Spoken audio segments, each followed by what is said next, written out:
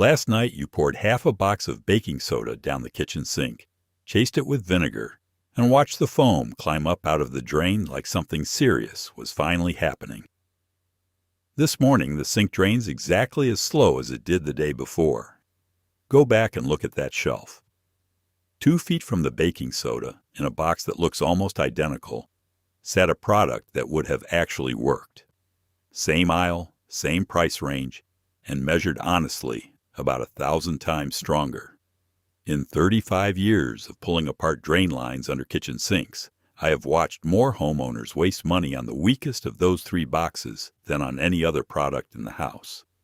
So let me line all 3 up and hand each one a job. Stay to the end, because there is a 4th option that turns the weakest box on that shelf into the strongest one, in your own oven, for nothing. Here is why the confusion exists in the first place. Walk down the laundry aisle of any grocery store and you will find them within about 6 feet of each other. An orange box of baking soda, a green box of borax, a yellow box of washing soda. Every one of them is white powder. Every one is a sodium compound out of the same chemical family, and they all cost somewhere between $1 and $9. That is where the similarity stops. What actually separates them is alkalinity. Alkalinity is just the opposite of acidity, and the way we measure it is a scale called pH. Vinegar is acidic. Lye is alkaline. Plain water sits in the middle at 7. The higher the number climbs above 7, the more aggressively that substance can attack fats and oils. Baking soda sits at about 8. Borax sits at about 9.2. Washing soda sits at about 11. Now, if you are looking at 8 and 11 and thinking those are pretty close together, that is the whole misunderstanding right there. That scale does not add. It multiplies. Every single whole step up is 10 times stronger than the step below it. So the gap between baking soda and washing soda is not 3 units of anything. It is about 1,000 times. Think about a hand sledge and a tack hammer. Both are hammers. Both have a handle and a steel head. You would not swing a tack hammer at a concrete slab and then conclude that hammers do not work on concrete. But that is exactly what happens every night in kitchens across this country with a box of baking soda and a slow drain. Let me start at the bottom of that ladder and work up. Box number 1 is baking soda. On the label it says sodium bicarbonate. It is the mild one, and I want to be clear that mild is not the same thing as useless, because baking soda is genuinely excellent at 2 jobs. The first job is odor. Smells in a house are mostly airborne molecules, and a lot of the ones we find unpleasant are on the acidic side. Sour milk, old sweat, the sharp funk from the bottom of a garbage can. Baking soda is mildly alkaline, so it neutralizes those on contact instead of just covering them with perfume. That is why an open box in the refrigerator actually does something, and why a scoop dumped into a smelly garbage disposal followed by cold water and a run of the blades will genuinely knock the smell down. The second job is gentle scrubbing. Baking soda crystals are soft. On the scale mineralogists use for hardness, it lands around 2.5, which is softer than the glaze on porcelain, softer than chrome plating, softer than a glass cooktop. So it cuts through the film without leaving those fine spiderweb scratches that a scouring powder will leave behind. I use it on porcelain sinks, on toilet bowls, on chrome faucets with hard water haze, and on stainless steel. It is the only abrasive I'll let near a new fixture. So why does it fail so completely on a drain? Because a drain clog in a kitchen line is almost never dirt. What you are fighting is fat. Cooking grease goes down the drain warm and liquid, hits pipe that is sitting at room temperature or colder, and hardens onto the wall of the line like candle wax in a straw. Over a year or 2, it builds a ring inward until the opening is the size of a pencil. To break that down chemically, you have to turn the fat into soap. That reaction has a name, saponification, and it requires a strong alkali. It has been how soap gets made for about 5,000 years. A pH of 8 cannot do it. Not slowly, not overnight, not with a whole box. The chemistry simply is not there, and the vinegar makes it worse, which is the part that surprises people. When you pour vinegar onto baking soda, you are combining an acid and a base. They cancel each other out. What you are watching climb up your drain is carbon dioxide gas, and what is left in the pipe afterward is salty water with some bubbles in it. You took the small amount of alkalinity you had and deliberately destroyed it. The foam looks like work. It is theater. None of that is a knock on the product. A 1-pound box runs about $1. A 13-pound bag runs $4 to $6, and it earns that money every week in my house. It is simply working the wrong job when you send it down a drain. So the ticket on baking soda reads like this: hired for odor control and for scrubbing anything you are afraid to scratch. Fired from drain clearing permanently, which leaves the middle box still sitting on the shelf unassigned. Box number 2 is borax. The label says sodium tetraborate. This one is the middleweight, and it sits at a pH of about 9.2, which puts it roughly 16 times stronger than baking soda. Borax has one property the other two do not, and it is the reason I keep a box in my own truck. Borax is a buffer. In plain English, a buffer is a substance that holds its position instead of getting used up the moment it meets resistance. Baking soda spends its alkalinity fast. Borax sits in a solution and keeps its number steady for hours. That is what makes it the right tool for anything you want to leave alone and come back to later. Where borax genuinely wins is mold and mildew. Borax contains boron, and boron interferes with the metabolism of fungus. A surface treated with borax and left to dry does not just get cleaned, it becomes a place where mold has real trouble restarting. Bleach kills what is on the surface today and then evaporates, which is why the black line in your shower grout comes back in 3 weeks. Borax leaves a residue behind that keeps working. The same property makes it the strongest deodorizer of the 3. Not because it neutralizes harder than baking soda, but because a lot of household smell is biological. Mildew and grout, bacteria in a drain elbow, the sour note in a front-loading washer gasket. Kill the organism and the smell stops being produced at all. Here is the single best use for a box of borax in a home, and it costs about 40 cents to do. Take your toilet and shut the supply valve behind it. Flush once so the bowl water drops. Sprinkle about a 1/4 cup of borax around the inside of the bowl. Get it up under the rim where you cannot see. And then take a stiff brush and paint the whole surface with the paste that forms. Leave it overnight. In the morning, open the valve, flush, and give it 30 seconds with the brush. That brown or orange ring at the waterline is mineral scale with bacteria living in it. The borax loosens the scale and kills the colony at the same time, and the residue it leaves behind slows the ring from coming back for a couple of months. I have taken bowls that homeowners were ready to replace and brought them back with one overnight soak and about $1 of product. Quick pause. If a breakdown like that saves you one service call, my book 50 Easy Plumbing Fixes that will save you. $10,000 does it 50 more times. 50 step-by-step repairs you can finish on a Saturday with basic tools, plus how to read a quote and spot the padding. The link is in the description. Borax also earns a spot as weekly drain maintenance. A 1/4 cup down a bathroom sink or a shower once a week, followed by hot tap water, will hold back the soap scum and bacterial film that make bathroom drains smell. That is prevention, and prevention is where borax lives. 2 honest limits. Borax is not a grease cutter. At 9.2, it will nibble at a fresh film, and it will do nothing at all to a hardened wall of kitchen fat. And borax is genuinely toxic if it is swallowed, which matters if you have small children or a dog that drinks from the toilet. Keep the box up high and rinse any food surface you use it on. A 65-ounce box runs $6 to $8 and lasts most households a year. So Borax gets this ticket. Hired for mold, mildew, lasting odor, toilet bowls, and weekly maintenance. Fired from anything involving cooked grease. Box number 3 is washing soda, and this is the one almost nobody has in the house. The label says sodium carbonate. It sits at a pH of about 11. That puts it about 60 times stronger than borax, and about 1,000 times stronger than baking soda.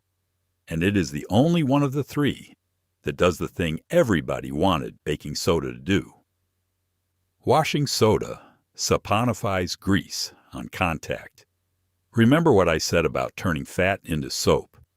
That is not a metaphor. Sodium carbonate has been used to make soap since the Egyptians were harvesting it out of dry lake beds. When a solution of washing soda hits the hardened grease ring inside your kitchen line, it converts the outer layer of that fat into a soap compound, and soap dissolves in water. So the clog does not get pushed downstream to jam somewhere worse. It gets taken apart and carried away. Here is the treatment, and the details matter more than people expect. Start at night after the last dish is done, because the line needs to sit still. Run the hot tap for about a minute first to warm the pipe, and do not skip that step, because cold pipe walls make grease seize the moment your solution arrives. Now dissolve 1 cup of washing soda into about a half gallon of hot water in a bucket. Dissolve it first.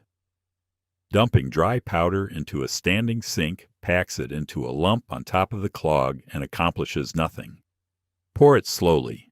Take a full minute. You are trying to keep that solution in contact with the walls of the pipe, not blast it through the trap. Then walk away until morning. 6 to 8 hours of dwell time is where the work happens. In the morning, run hot tap water for about 2 minutes.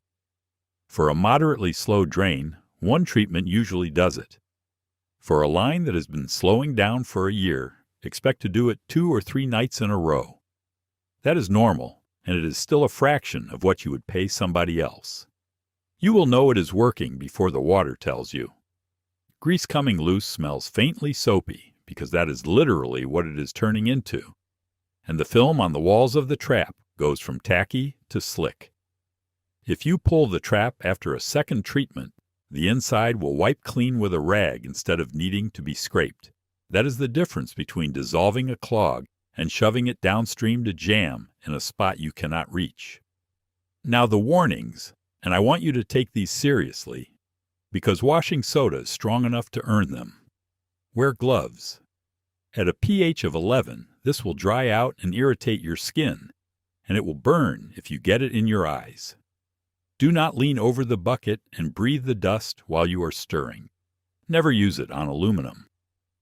Washing soda attacks aluminum and will pit and darken it, so keep it away from aluminum pots, aluminum window tracks, and older aluminum trim. Never use it in a line where a commercial drain cleaner is already sitting. If you poured a bottle of the thick blue or clear stuff down there and the water did not clear, that chemical is still in the trap. Adding anything to it is a real hazard, and that includes hot water. At that point, the honest answer is to call somebody and tell them exactly what went down the drain before they open the trap. Never mix it with bleach, and use hot tap water rather than a rolling boil if you have plastic drain lines. Water straight off the stove can soften a PVC joint and loosen a glued connection, and I have replaced traps for people who fixed their clog and created a leak on the same night. A 55-ounce box runs $6 to $9. A basic drain service call in most of the country runs $150 to $400, and hydrojetting a badly built-up kitchen line runs $400 to $800. That is the math on why this box deserves shelf space. The ticket on washing soda reads simply: hired for grease, slow flow, and heavy laundry. Fired from anything delicate and anything aluminum. So now let me hand out the assignments, job by job, the way I would if I were standing in your laundry room. Kitchen sink draining slow, or a garbage disposal side that gurgles. That is washing soda. 1 cup, overnight, repeat if needed. toilet bowl with a ring at the waterline, or mildew under the rim. That is borax. Quarter cup, supply valve off, overnight soak. A smell with no drainage problem at all. Refrigerator, disposal, garbage can, carpet, gym bag. That is baking soda, and it is genuinely the best of the three at it. Bathroom sink or shower running slow. This one is a split. Hair is the culprit far more often than grease, and no powder on earth dissolves hair. Pull the stopper and clear it mechanically first, then use washing soda to strip the soap scum binding it together. Then keep it open with a weekly quarter cup of borax. Laundry. Washing soda for work clothes, kitchen towels, and anything with oil in it, and for softening hard water so your detergent stops getting wasted. Borax for whites, for musty towels, and for a machine that has developed a smell. Grout, shower corners, and a musty basement wall. Borax mixed into a paste, brushed on and left to dry without a heavy rinse. Porcelain, chrome, enamel, glass cooktops, and stainless. Baking soda, always. Because the other two are harder on a finish than they need to be. Septic systems. All three are fine in the amounts we have discussed. A cup of washing soda a few times a year will not hurt a healthy tank. What genuinely harms the septic system is the commercial caustic and acid drain products, so if anything, this approach is the gentler path. And now the part I promised, which is knowing when to stop. None of these three will dissolve hair. None of them will clear a solid blockage like a toy, a wipe, or a collapsed section of pipe. None of them will fix a vent problem or a low spot in a buried line where water pools. If two or more fixtures are slow at the same time, if a toilet bubbles when the washing machine drains, if you smell sewage, or if water comes up into a tub when you flush, stop. That is a main line issue, and no powder is going to touch it. That is a call, and it is the one situation where paying somebody is the cheap option. So the bonus. You do not actually have to buy washing soda. You can make it, and you can make it tonight, out of the cheapest box of the three. Baking soda is sodium bicarbonate. Washing soda is sodium carbonate. The only real difference between them is water and carbon dioxide locked into the crystal, and heat drives both of them off. Spread a full box of baking soda in a thin, even layer on a rimmed sheet pan. Put it in the oven at 400 degrees. Give it about 30 minutes and stir it once at the halfway point, so the layer underneath gets the same exposure. You will know it is finished by the way it looks and feels. Baking soda is fine, soft, and it clumps when you push it. Washing soda comes out grainy and dull, almost sandy, and it stops clumping entirely. If you can still squeeze it into a lump, give it another 10 minutes. A 1-pound box gives you a little over 10 ounces of finished product because roughly a third of the weight leaves as water vapor and gas. That is not a loss. That is the proof it worked. Let it cool, store it in a labeled jar with a tight lid, and keep it away from anything you cook with. Because what comes out of that oven is caustic, and it does not belong anywhere near food. I show people this trick, and the reaction is always the same, which is mild annoyance that nobody mentioned it sooner. And the real value goes well past the $8 you saved. At 9 at night, with a sink full of gray water and every hardware store closed, you already have the answer sitting in your pantry. 3 white boxes, same aisle, same family, sold within a couple of dollars of each other. One neutralizes smells and scrubs without scratching. One kills mold and holds a surface hostile to it for weeks. One turns grease into soap and opens a line that a plumber would charge you $200 to touch. Stop asking which of them is the best. Ask which job you have. One last thing. Fixes like these look small, but across the years you own a house. They add up to real money that stays in your account. That is what my book, 50 Easy Plumbing Fixes That Will Save You. $10,000 was built for, and the link is in the description. Subscribe to the Mark Silverbridge channel for plumbing advice that keeps money in your pocket.